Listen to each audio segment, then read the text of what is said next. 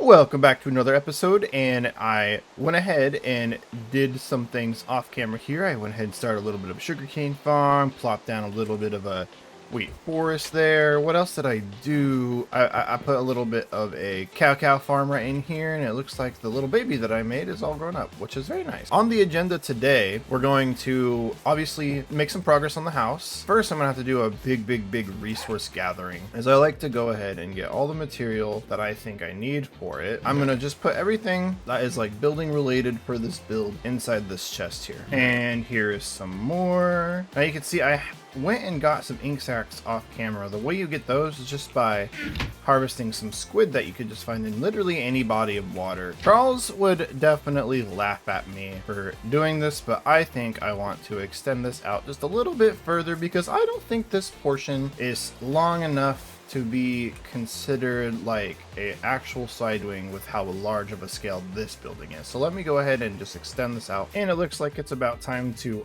harvest all of our wheat and stuff. So I'm going to go ahead and show you how you replant wheat. If you break a wheat plant, you can see you get a wheat and a seed. Replant the seed. That's how you do it. Easy trick. And just like that, you have a completely refreshed wheat field. So satisfying. I'm also going to collect all the sugarcane and replant it. I consider myself a madman with early game sugarcane because I just go ahead and plant it along the coastline until I have a satisfying amount, or at least until I can make this more automated. But yep, that looks kind of ridiculous just a little bit, but I promise it'll all just be temporary. We're just trying to get a large amount to start the game with. Now with our wheat that we just harvested, and I'm gonna make sure, and it is just sad that the cows have some stone. So what I think I'm gonna do is throw a few torches up here so no monsters spawn, and I think I'm going to replace this stone out of courtesy and just give them some dirt. Yeah, definitely not something you have to do, but I think it'll look a lot better. Plus, these cows deserve to have some grass, right? So the other thing I want to do is, since we just harvested all our wheat, I'm going to go ahead and click on the cows here. You can see they fall in love, and then a little baby. This is like one of the very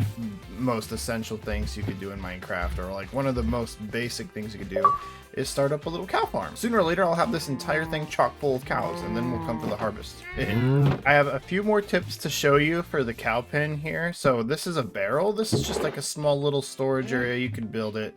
I'm gonna put the wheat inside the barrel, but I'm gonna hold off on that because I'm gonna feed them. And then this is carpet. You get this just from killing some sheep, and this actually allows you to jump up and over the thing. I can't do it because I put the carpet where there's a ceiling, but if I just put this right here, there's always a chance for the cows to get out if you use the fence gate, so I'm just gonna do this. What I went ahead and did was create some bookshelves here. Now, if you aren't familiar with how enchanting works in Minecraft, I will teach you. But first, I have like this rule to myself where I have to get all the bookshelves in place, and I think that's 18 bookshelves. So I just placed 7 bookshelves. So what we're basically waiting on is the leather from our cows to pan out. So we're gonna have to grow up those cows fast and then harvest their leather, and then I'll make a whole bunch of books, I promise. But for now, just slowly watch our bookshelf library over here in our little hovel grow up. All right, Griffin, I think I'm gonna do it. So I added a few more bookshelves to this here little area, but I need to do some serious mining. So what I'm gonna do is craft what's called an enchanting table. Boom. And this really elevates the game to a whole new level. So I'm gonna put it down right here. And so as you can see, there's like these little particles floating to the enchantment table. Now, ideally, you want 18 bookshelves. That's how you get a full level 30 enchant. Now, you can see the experience bar down there, right? That says 28, and then there's a little green bar under it. That is what tells you what level you are at. Now, when I put something in here, you can see that it says 20 right here. So that's the minimum number you need to be able to use this. And then also,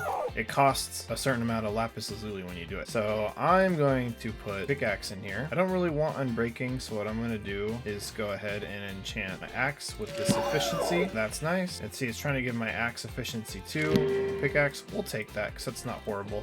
We'll get better enchantments when we get a full bookshelf anyway, so it doesn't even really matter for now, but it is nice to get a little bit of enchantment on them first. So efficiency actually helps you break blocks a little bit faster, which is nice. And I think without any further ado, let's cut to a quick little time lapse of these house getting built. I have in a lot of work here, and if I turn around, you might have got a little bit of a peek there, but I think it's time to finally get this thing going.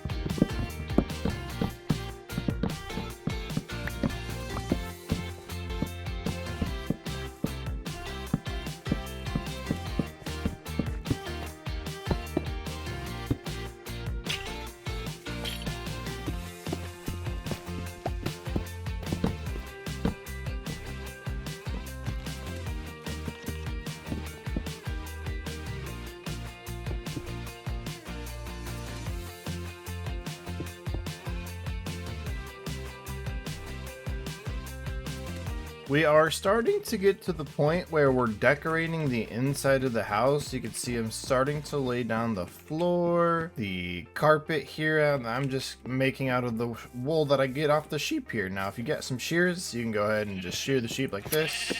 And that's how I've been collecting all of this wool. And like to make the sheep repopulate, all you got to do is exactly what we did with the cows and feed them some wheat. Now, as you can see here, we really did spend some time decorating the outside of the exterior just because I wanted to get a blueprint of what I want to expect from the rest of the build. And then from the end sides, we kind of just came up with a little bit of a design just so we're not looking at a blank wall here. And then these are the newer shelves that were put into the game, and I thought what would be a nice little detailing kind of little deal here is if I put some of the slate fences right in each slot, then that would give it kind of more of a little bit of a texturization. And I think you can never go wrong with more texturization. In fact, I have an idea with some chains I'm gonna do to just complete this little area. Now, I basically copied here, but as you can see, this is a little bit bald, and so I'm gonna have to figure out some sort of pattern to put right here. But then I started getting the idea, what if, since this is a lakeside villa, what if I make a dock right here and then just have our house open up to like a dock and a boat yard? I think that would be really cool, and so that's what I'm gonna do, and I'm very excited to get to that. But first, I gotta finish the inside of the house. But first, I gotta go get more materials. But first, I gotta go get mining to go get more materials, and it's really just a never-ending process. So here we go.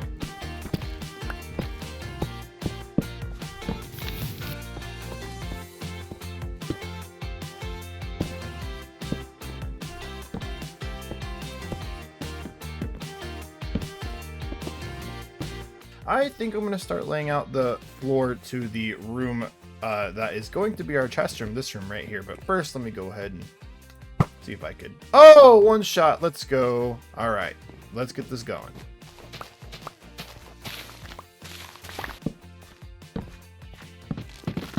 So from the clay that we harvested from the river, when you break it down, it turns into 4 little pieces of clay. Now, there are some benefits to this. What you can do is grab yourself some coal, find an empty furnace, and then start smelting this clay. But you could also get the 4 that it gives you and then craft it back into the original clay block that you found. The fun thing about this is you could also smelt the clay block and turn it into terracotta. Now, there is a biome out in the world that just has abundance of this where you don't have to waste your precious clay blocks to do this, but they're kind of rare, at least in my experience. I don't find them very often, and if I do, I make sure I harvest the heck out of it. You can dye them various different colors, but they don't turn out exactly like the color you dyed. For example, it's kind of like a stain, like a wood stain, if you've ever seen something like that. And I'll show you what I mean here in a second. Now, with the clay that we broke down, I accidentally picked it up without showing you. Now, with the clay, we actually get this stuff called bricks. Now, you could do quite a bit with bricks. I think the first thing that came into Minecraft was you could build brick blocks. But we're not going to do that. Today, we're going to make a flower pot. Now, flower pots go really, really good with these flowering azaleas. Where can I find one? These right here. They just look so good. And there is a little bit of a trick that I want to show you using the flowering azalea leaves. Now, if we put down a flower pot, it looks kind of something like this, but then you could also put in little things like that, and it's cute. And then you could put down, and then look at that. That looks like the stem to like kind of a cool little bush, right? And so I like that a lot. I think that is something cool that we could do to spruce up our little house here. Also, in general, you could just put it down kind of like this if you want to do more of an outside. So I think what I'm going to do is I'm going to go around and put a few of these just kind of... Now for the quickest lesson on color theory that you will learn probably in like middle school or high school, or maybe even the basics right now as you focus on going to school and coloring all those coloring pages that I know they do in kindergarten and whatnot. But here's the dealio. Red, blue, and yellow are known as primary colors. With these three colors, you'll basically get every color you could think of. I think actually you do get every single color you could think of. And what I mean by that is, let me go ahead and just get a few reds. That way I have extras. Let me go ahead and get some more cornflowers. Although I think now that I'm looking at it, cornflowers I think give you light blue, which is not exactly what we're looking for. Nope, they give you blue. I'm just kidding. So let's go ahead and get a few more of these cornflowers. And you can see I'm doing this just by bone mealing the actual flower. That's how you get more of them. Let's throw down some of these daisies, which you get yellow. I mean dandelions, not daisies. Oh yeah, we're real botanists today. What I'm going to do now is I'm going to turn all of these into their respected dyes. So you do that just by putting them up here, or you could go and figure out the dyes here. And you can see there's a bunch of dyes, and we're gonna show you how the magic works. Boom. So once I add red, you can see by combining the colors, you get a whole bunch of different colors. And this is color theory, I think, or honestly, just mixing of colors is how we get different things. You'll learn about the rainbows and the Roy G. Biv and all of that, I'm sure, through school. But let me tell you, red and blue make purple. Red and yellow make orange. Yellow and blue make green in real life, but for some reason, Minecraft makes you melt down cactuses for this specific combination, which I find to be a little silly, but that's totally okay. White and red. So white is on the gray scale of color theory. So it goes from white to light gray to black in Minecraft. When you add white and red, it basically just lightens up the white a little bit and gives you pink dye. And then you could also make magenta, light blue dye, and I think we are going to go with light blue dye if I'm not mistaken. So then we're going to take our terracotta here, we're going to go to a crafting bench, and we're going to look at all our options here for what we want to dye our floor. And I don't know, I'm kind of liking the pink dye. I'm not sure about the white. I don't know, I'm kind of digging the pink. Let me go ahead and make a bunch of pink. I really like this color. I'm gonna go ahead and craft something called a stone cutter, which is a handy dandy tool that allows you to kind of look at all the different possibilities with stones. It's really nice. And I'm just gonna come in here and see if I could sprinkle together a little bit more of a design. That way it's just not like a solid. Solids are fine, but you want like texture in builds. You don't want to just have plain Jane. And I think something like that is really enticing. It'll also save us on our pink terracotta, so we don't have to go and get a whole bunch. And it looks like we're just a little bit short on the terracotta, so let's go get a little bit more clay from the river over here. Look at that, some is just right here. And while we're waiting for that clay to smelt, I think we need to go bone meal some more red flowers to get the pink dye. So that's why we left the original 3 here. Let me go ahead and grab some more. What would actually be nice is if we had a flower bone milled into white. I think if I look hard enough, I do, because bone meal is kind of a resource that we don't have a lot of. Oh, look at that white tulip. I think this is white. Oh, it's light gray. That's aha, lily of the valley. I'm pretty sure this stuff turns into white dye. Boom, we got white dye from lily of the valley. So what this allows us to do is for every 1 bone mill, you can see we got multiple flowers. In this case, we got 3, excluding the base plant. That means for 1 bone meal, we've got 3 white dye.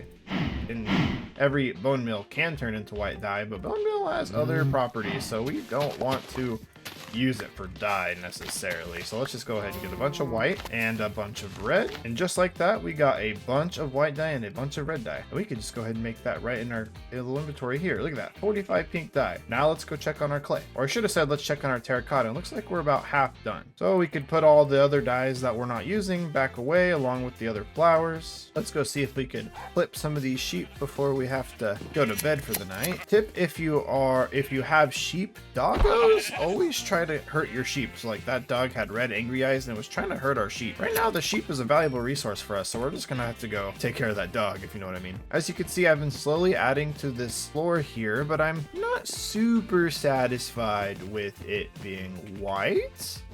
I might play around with that a little bit later. We'll see. Now that our terracotta is done, we can go ahead and dye the terracotta. I'm only gonna dye 8. even though we got all that pink dye. And that's because we don't need very many left for this floor, and I'm not 100% sure if we want to use the terracotta elsewhere in the build yet. Now, I just made a loom, and what this does, it's going to allow us to make a bunch of different patterns for our little house, and I think this pattern right here is exactly what I'm going for. So, by making these things, banners, which are stupidly expensive, by the way. You need so much wool for banners. We're going to put that up there, and then you can see that it drapes down kind of pink. And I don't know if I want to go with pink now that I look at it. I think what we're gonna go do is we're gonna turn these banners right here, and then let's see how this looks on the inside. I'm not 100% sure if I'm gonna like this, but we're just gonna test it out. I don't know, maybe we'll play with it a little bit more, but the idea is that we have some kind of sense of drapes, and I think I have to play with it a little bit more. So I don't have very many banners yet, but you could see that right here, I kind of layered them on top of each other, and that kind of gives kind of a cool effect, but I'm not sure. This is all temporary. We'll see. But now we're gonna go ahead and shift our focus on going and decorating all these walls on the inside. You could see that we kind of have it a little bit bare right now. So let's go ahead and put in some work. I have decided that this little area up here is going to be some sort of a loft that I will turn into kind of like a little library. Now I think about it, I think I want to go one more block up with this. Let's go ahead and strip this. And I'll replace this with a different type of stairs at some point, but I think what I'm going to do, and I'm going to have to get a lot more of this, but I think I'm going to come up here with the pink terracotta as well, because I'm really liking this pink terracotta. But while my mind is busy buzzing, I think I want to add some sort of little rail garnishing here. Yeah, it looks kind of like that. I think I like that a lot. Let's go ahead and do that across the entire way. Maybe we try 3 instead. That way I could have one at the very end of each corner. And I think structurally that makes it look way nicer. What if I added a little bit more like this? Bad dog. Killing our sheep. See? That's why we get the dogs. 1, 2, 3. Move that bus. It's not done yet, but I don't know what I'm going to do with that little opening right there, overhang right there. I might put more glass. And if you turn around, there's a big observatory that faces towards sunset. So every day the sun comes through there? Yeah, the sun shines right through that big observatory window every time. I like that. That's beautiful. It probably gets nice sunset orangey tones and purplish. It does, especially when I'm building right now.